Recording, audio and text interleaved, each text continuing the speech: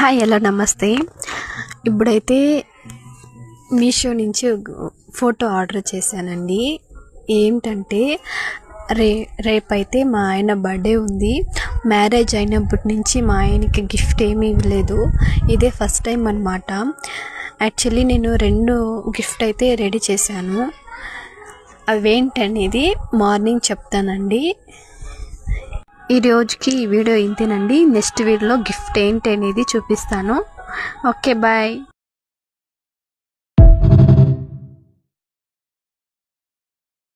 Hi hello నమస్తే.